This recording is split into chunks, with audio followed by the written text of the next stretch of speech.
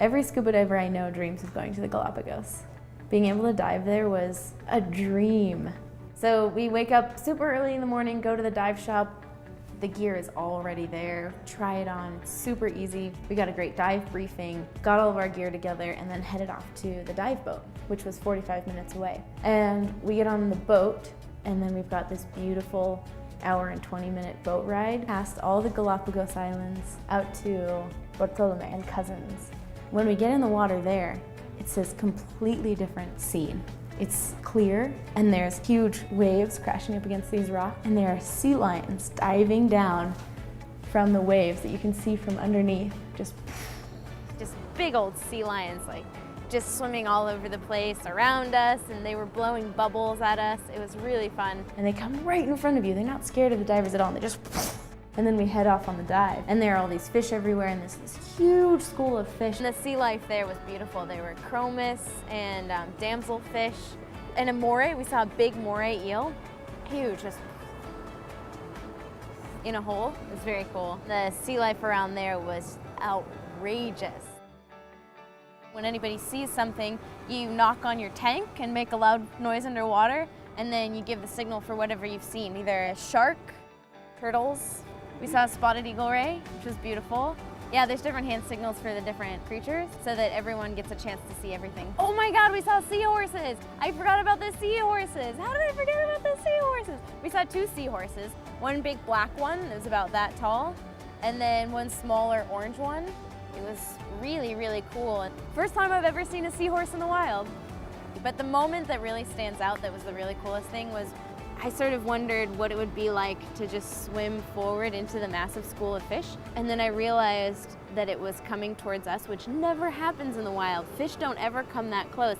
And the huge, massive school of fish just kind of engulfed us while we were waiting there in the current and just went in and around us. There were fish everywhere. It was like this big sphere of fish. It was really, really cool. And when we come up to the surface, everyone is just smiling. You just can't stop smiling. You're so happy because you've experienced a part of the world that so few people get to see, and so much of the world lives in. Very important tips about safety. First, you never dive alone. You don't go up and down all the time. That's very, very dangerous. Third one, don't lie about your medical condition. Most of the world is underwater, and getting to become a part of that, even for a minute, in a place as astonishing as the Galapagos, it's like the hand of God.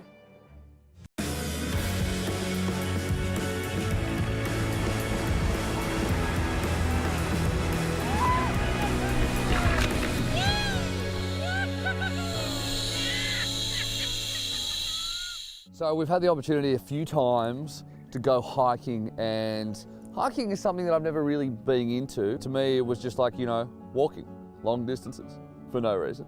This lovely Canadian summer where I've got like 5 jackets on. Arrive in St John's 3:30 in the morning, go hiking 10 o'clock in the morning.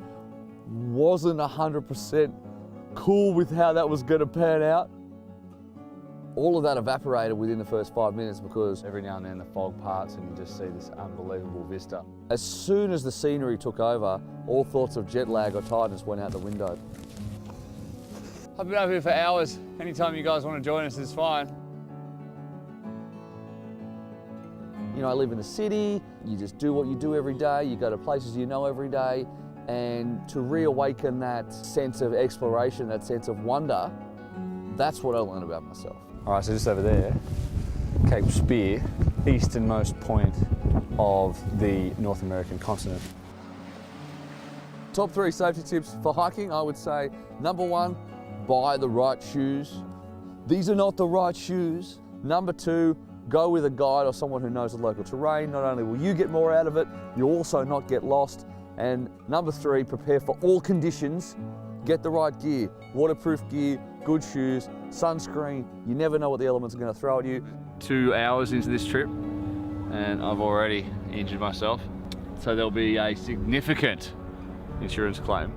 Unexpected benefits of hiking, certainly getting rid of the jet lag, certainly tricking you into doing exercise that you would normally not want to do, and meeting people on the trail as well. It gets you involved with the locals, and all of those things we did within the first 12 hours of me being in Canada.